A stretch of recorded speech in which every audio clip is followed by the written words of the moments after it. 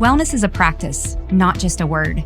Welcome to the Synergy Podcast, where myself, Kelly Engelman, and Lori Essery shed light on powerful tools and topics that nourish your body. And most importantly, feed your soul.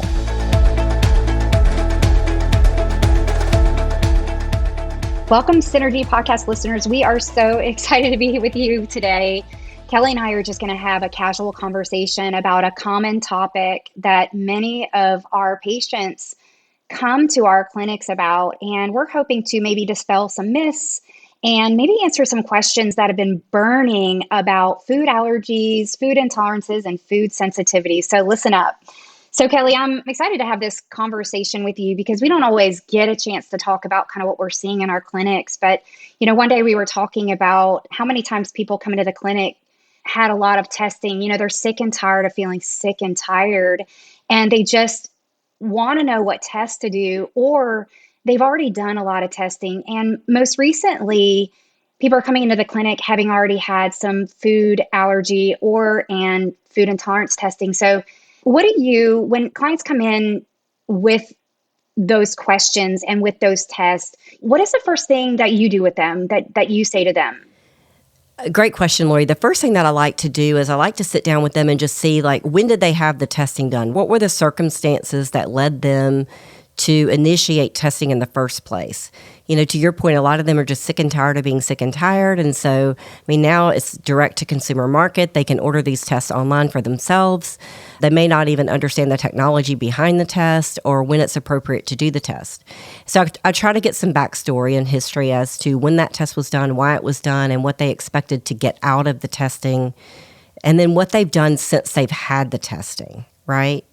Those are the things I like to dig into as a provider to really have a better understanding of how to fully answer their questions and to help them navigate what that testing actually means. Right. Yeah. When they come into the clinic and they have already had testing, oftentimes they're saying, I had this testing, I got these results, I've made these changes, and I don't feel better. And in some cases, I feel worse, and they're extremely frustrated. Do you get that too? Absolutely. I see that all the time, actually. And I think, I had a case last week that really took me back, really took my breath away. She had had 2 separate food sensitivity panels completed. One was an IgG panel, and then 6 months later, she had a full panel looking at IgE, IgG subclass 4, complement. It was a very extensive panel that I just love, but she had taken that information and basically eliminated, with the first set of testing, she eliminated those foods. She took a few supplements, but never really understood how to walk through a gut protocol. And then with the second set of testing, she restricted her diet even more. She'd been eating avocado oil and avocado, and she'd been eating olive oil. Those were now on her food sensitivity panel, coconut oil. So basically she removed all fats from her diet because the oils she was reacting to, supposedly. As a result of that, she developed severe fatty acid deficiency and her skin started breaking down.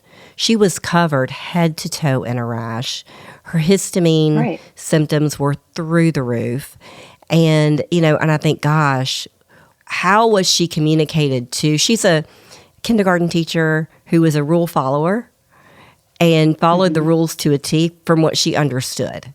And I think that's where you and I in our practices vary from kind of the standard practice, in that we spend a lot of time educating our patients as to what the test actually means, what to do about the test, and for how long. We're not meant to live on an elimination diet forever. We want diversity in the diet as much as possible. And when we start eliminating things for a prolonged period of time, we can run into problems with nutrient deficiencies, whether that's mineral deficiencies, antioxidant deficiencies, or fatty acid deficiencies.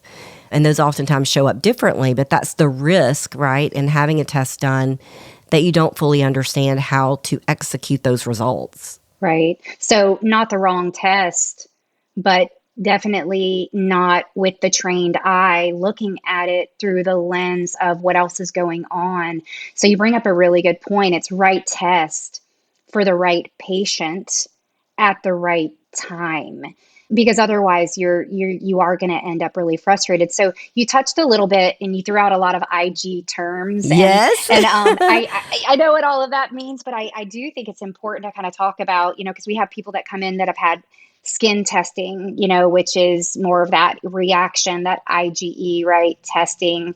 And then we have blood tests that are IG, which is more of that immediate allergy response. And then you spoke of food intolerances versus food sensitivity. So tell us a little bit more about the IgG and IgA that you were talking about. So let's define food allergy, which is IgE that Lori mentioned. That's the skin prick test, and you can also do that in a blood test.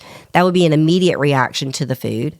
And then there's IgG, which is a delayed reaction. We oftentimes call those sensitivities. It's not a true allergy, and the symptoms that may appear 72 hours after eating the food.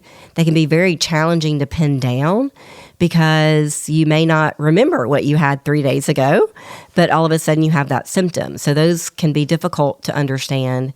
And then an intolerance would be like a lactose intolerance, like you don't have enzymes to break down that food. And then there is another type of testing that we can do is IgA. So there are food sensitivity panels that look at IgA independently, or maybe a combination of IgG and IgA. It's still a delayed response to that food. Right. So lots of different tests that are available out there. But I think what we really want to impress upon each and every person listening here today is that it really is about what are your symptoms? What are we looking for to specifically order the right test for you? And then in delivering those results to you, oftentimes you can have a lot of these food reactions due to a very unhealthy gut. You could light up like a Christmas tree, and we're not going to eliminate all of those foods. We shouldn't eliminate all of those foods. That's what you just said, Kelly. And I agree 110%. Is because you cannot live that way, nor is that the right thing to do. We have to really focus on your gut lining and the health of your gut and those healthy bacteria and everything going on, all things gut, right? All things gut health, as we are really working on developing a plan that you can implement that's going to be successful for you to feel better and to achieve your optimal health and wellness. So what Lori is saying is that just doing a food elimination based on a food sensitivity panel may or may not give you symptom relief initially, right? There are some people that get relief initially, but then 3 months down the line, those symptoms are back. If we use a food elimination independent of a gut protocol for restoration and repair and repopulating the gut microbiome, then what happens is 6 months later, you repeat your food sensitivity panel and it just changed. The things that you were reactive to before, you're not reacting to anymore because you're not consuming them. And now you have a whole new list of food sensitivities that show up because you're still reacting to things you're commonly eating, right? That's what we oftentimes see is the list just changes. On the other hand, if we invest in working through a very thoughtful protocol designed around repairing the gut lining and retraining the immune system to accept these foods, then the outcome for that looks much different most of the time, right? Right. Is that what you see as well? Yeah, you feel better and you are able to consume a more nutrient-dense diet, right? Because when we do pull a lot of those foods out, and that's kind of what you were saying with the patient experience that you mentioned, ended up with a ton of skin-related issues and fatty acid deficiencies. When you pull a lot of those foods out of your diet, unfortunately, you are also eliminating or reducing quite a bit of nutrients, which then manifest in other symptoms. Right. So you end up chasing something and never getting results. So it's so important to really, find that qualified healthcare practitioner and really sit down, make sure, as you said, Kelly, in the very beginning, getting a detailed history. What are your symptoms? Determining what are the right tests for you, and then really making sure that when we deliver those results, we're delivering a treatment plan and not just results, a treatment plan of how to get you to that ideal state of health that you're looking for. So, Lori, I don't know about you and your practice, but when I'm reviewing a food sensitivity panel, in addition to other lab results that patient may have invested in at the time, the last thing I go over is their food sensitivity panel. Because what I have Absolutely. found is if you put that in front of them in the very beginning, they can't think of anything else. Their brain is like monkey mind. All they can think about is going to the grocery store. What are they going to be able to eat? How are they going to navigate? And they can't concentrate on anything else.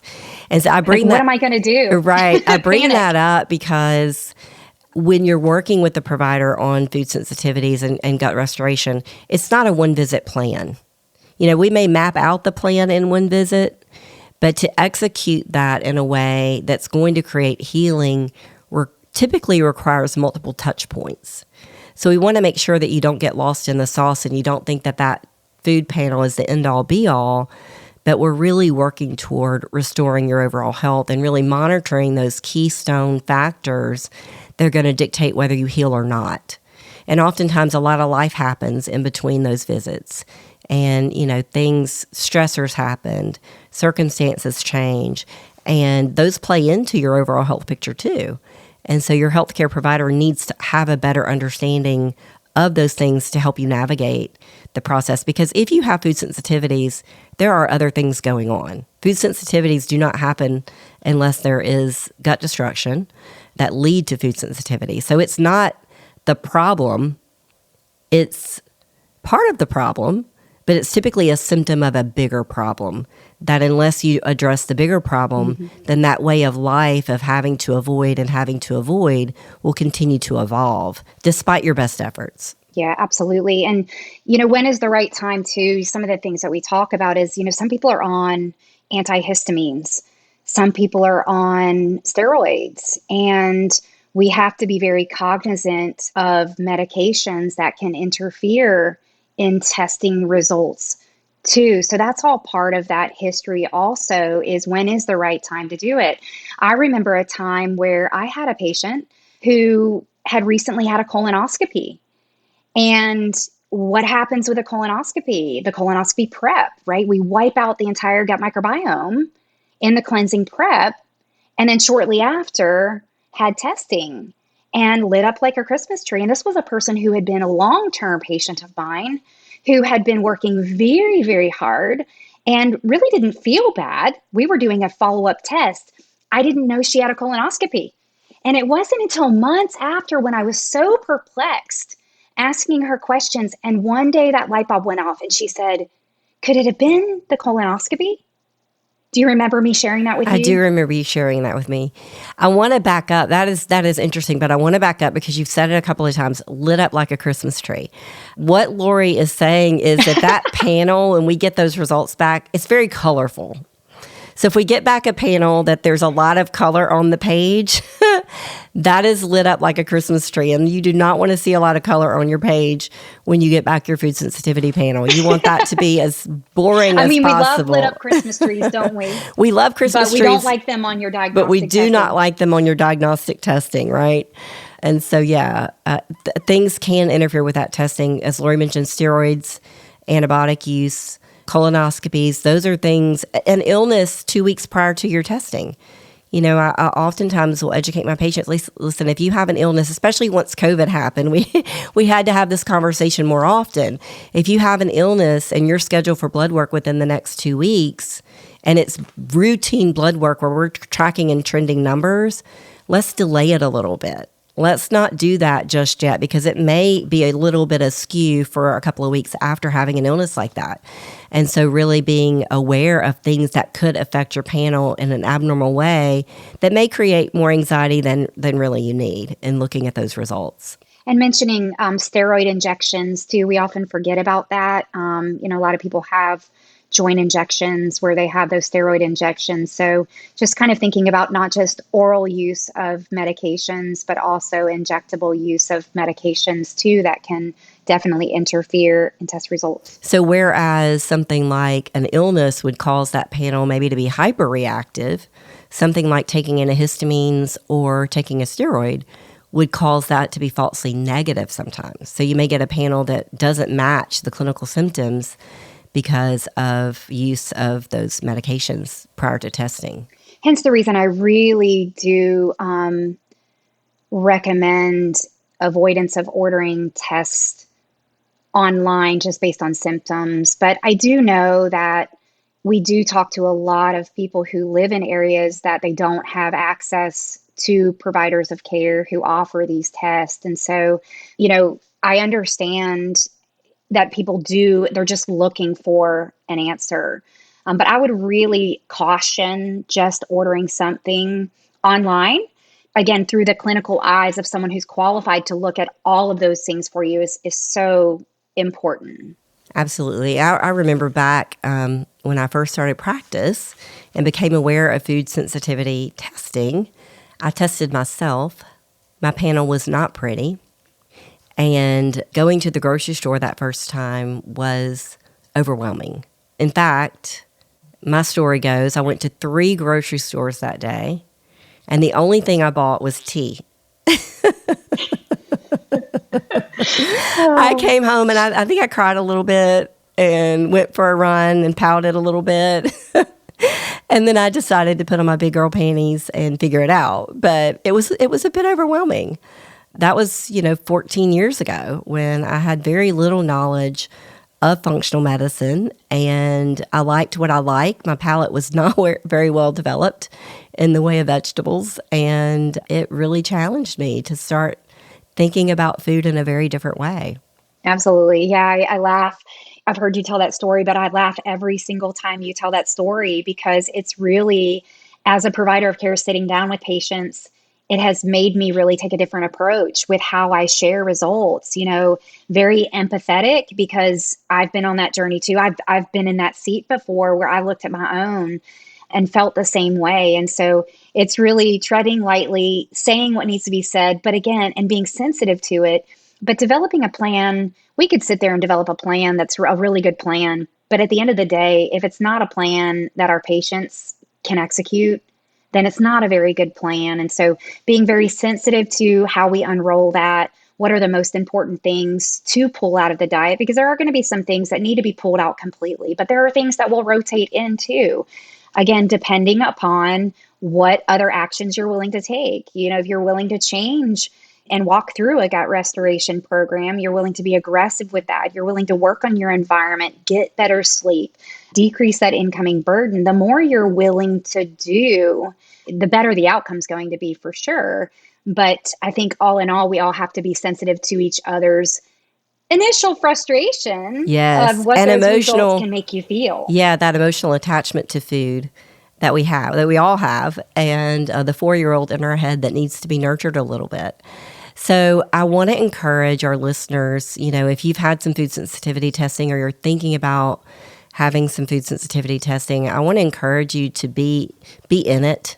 Be in it to win it, and be in it to really talk to your provider about what those results mean. If you're hitting stumbling blocks, if you're struggling, that's the time to lean in and ask more questions and get more direction. Oftentimes, that's the time people disappear and they go on about their way, and they're miserable as a result of it and feel oftentimes defeated. And so, there's no question that's a dumb question. There typically is always a substitute for a food that perhaps you haven't thought of. And then the other thing I want to remind you is that your taste buds do regenerate every 14 days. So the things that you think you absolutely do not like, it's interesting how the body works. When you start consuming those foods, you actually start liking them, oftentimes start craving them.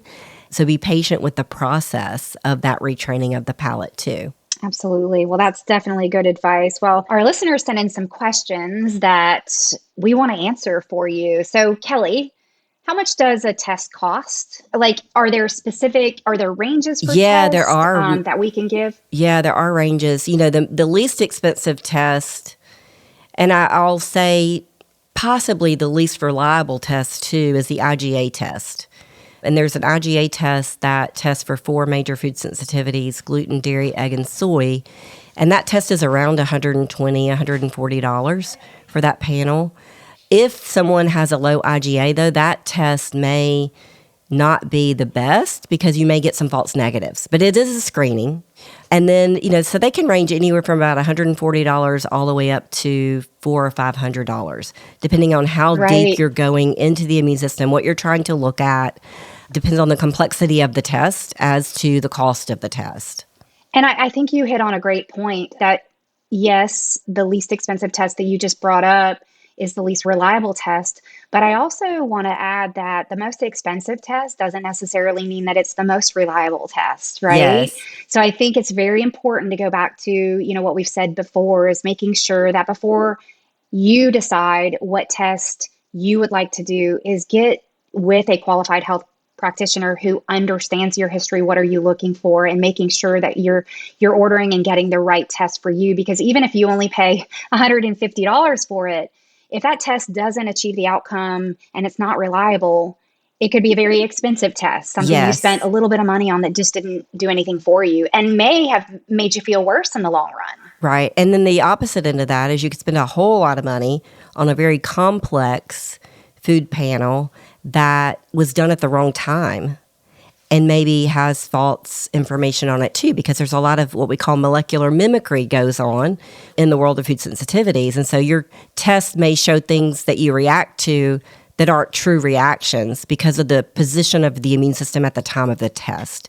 So to Lori's point, Right. working with a healthcare provider that really understands timing and understands how to prep you for that test in a way that's going to be the most meaningful and make the most use of your dollars. Let's face it, this is an investment in your health, and you want to make sure you're investing at the right test at the right time and you have the right plan to execute those results.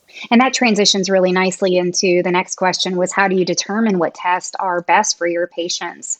And it really is making sure that there's a wonderful history, taking the time to really dig into what your symptoms are, what you've tried, what's worked, what hasn't worked, what you've been exposed to. It's really making sure that that's all been disclosed. And then on top of it, really making sure that your provider of care understands what symptoms you're having, when they started, when they get better, when they're not better, just really the triggers, the Hmm. antecedents, what comes before, what comes after. All of that history is essential to choosing the best test. And, unfortunately, I say unfortunately, sometimes it does come down to dollars and cents. And as a provider of care, I have to help my patients make very difficult decisions because, we don't want to just order testing for testing's sake, but we also want to make sure that if you're investing in testing, we want to make sure it's the right test for you.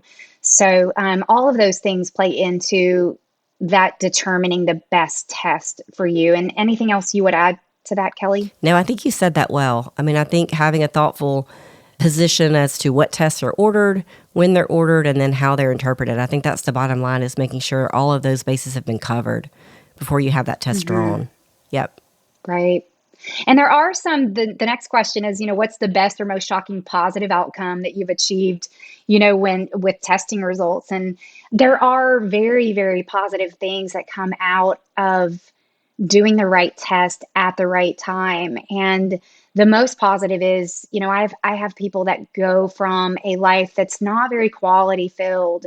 It's very disruptive to have multiple food intolerances, particularly if it causes your skin to itch unbearably and, causing problems with sleep, and you end up in the bathroom. Maybe it's a GI response. Right. That's very disruptive to quality of life.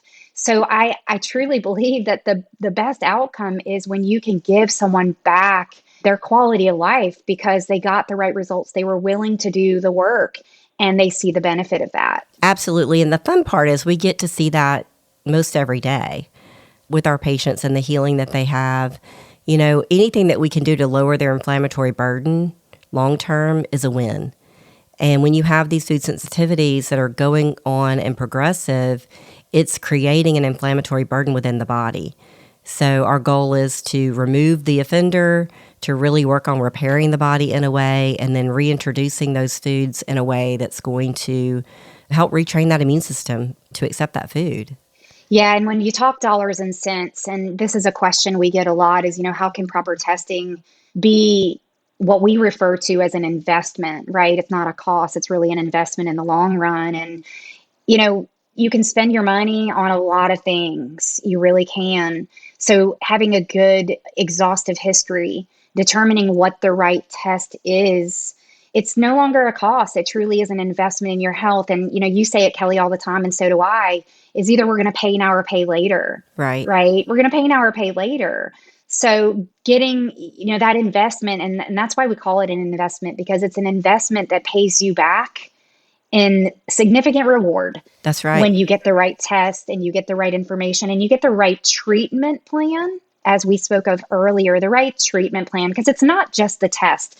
We say in our line of work, the diagnostic results are 20% of the equation, 80% is that history. And when you pair that all together, that's where the sweet sauce is. Right. And I say it's only an expense if you don't do anything with that result in a positive way.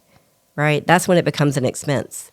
Otherwise, it's an investment that's going to pay you back considerably with the way that you feel, the way you're able to function, and enjoy your life. And that's why it's so important to understand the test results, to work with someone who can really break down that information for you in a way that makes sense, that you can execute the plan, because the outcome is definitely, a result of, like you said, it's the action steps that you take. And it's a waste to take no action. Otherwise, then it's just another test that you put in your 3-ring binder. And Right. I know a lot of people come into our practices with really thick 3-ring binders with lots of good testing. Right. But in many cases, not having had someone really explain that information to them in a way that they could understand and execute a plan. Yeah. So the other question that we got was, what happens when your primary care provider has prescribed antihistamines and gave you a list of foods to avoid, but they're perhaps not treating the deeper issue? What do you say to that person? How do you help them navigate that process? Yeah, so that's not uncommon, for people to come into my practice, and I'm sure, Kelly, yours as well, that have done a lot of things. The reaction is take an antihistamine if you're having this rash or this skin itching to reduce that, histamine burden, which oftentimes in the short term can make symptoms lessened. But as soon as that's pulled back out again, they're going to have the symptoms again. So, how do you navigate that? It's really helping them understand root cause. What's the driver? And that a treatment plan isn't just about lessening the histamine response with drugs, medications like antihistamines. It's really about understanding what's causing that to happen, get the right testing again, and educate. Now, we do know that antihistamines and some of those medications do interfere in the testing. So I think, the real question is, how do you time that in such a way not to make our patients be driven nuts for a period of 72 hours while they're holding those medications? And so, I just really ask them to hold them as long as they can, if it's 48 hours, if it's only 24 hours, so that we can get those results. If they've been on steroids, it's, I would prefer them to be off of steroids for approximately 2 weeks prior to getting their testing done, because nothing's worse than, having tests done at the wrong time under the wrong conditions that really give you false negatives, Right. that nothing shows up, and then you're more perplexed after you get the results. Absolutely. Sometimes, one of the strategies I'll often use in that situation is getting them on a histamine balancing meal plan for a couple of weeks. So it's not pulling foods necessarily out of the diet that we would be testing for, but helping them learn how to balance those foods so that they have a little bit of symptom control until we can get the testing done. So I have used that strategy a few times. It's complicated. It's a complicated strategy, but in that situation, we're usually in a bit of a pickle that we have to work our way out of. Right. And I think one of the difficult situations for some of our patients is that they've gone to so many medical providers prior to coming to us who have given them different advice, just trying to get them some answers. And so they typically show up on having had a lot of things or currently taking things. And so, I think if that place is where this question is coming from, I want you to know that you don't need to pick sides, that, our goal truly is to team up with you to understand where you're currently at. And, to your point, Kelly, going into the testing, first of all, choosing the right testing, but going into the testing, doing some things to really calm down that response and kind of talking with you about what those medications, why they've been prescribed to you and why we need to decrease them so we get the right results. And really just I think what we want you to know is being a partner with you is really being a partner with you, and that you don't have to choose traditional medicine versus nutritional lifestyle medicine. Is we're on your team to help you understand your body better, to help you make better decisions about your health, and really talk real with you about that and not force you to make a decision of one camp or the other. Does that make sense to you, Kelly? Yeah, it's an integrative approach. We're integrating with your other practitioners in a way that's going to be meaningful and give you the result that you want to see. And that's feeling better, functioning better. And a lot of these tests aren't offered in the traditional medical model, right? So, some people come in and say, well, why wasn't this test offered to me? Right. And I want you to know that, many of the traditional providers of care aren't utilizing and perhaps don't really know these tests are available. We could go into a whole another discussion about that, and that's not what today's, topic is about, but it's not that they intended to hold back a test from you that you needed to have. At the end of the day, oftentimes they just don't have that tool in their toolbox to use for you. And that's why it is so important to seek out providers of care that are looking at more advanced testing that's out there to get some answers for you that you haven't been able to get. Absolutely. Well, this was a great discussion on the difference between food sensitivities, food intolerances, and food allergies. I hope that you learned something from today, and I look forward to getting you back on here for future podcasts. So stay tuned for more to come. Thanks so much for listening to today's episode. You can find more information about Synergy at Synergy for Life. That's SYNERGEE, 4life.com. And then Synergy Connect is our Facebook. And then please make sure to follow us on your favorite podcast app so that you make sure you get future notifications of episodes.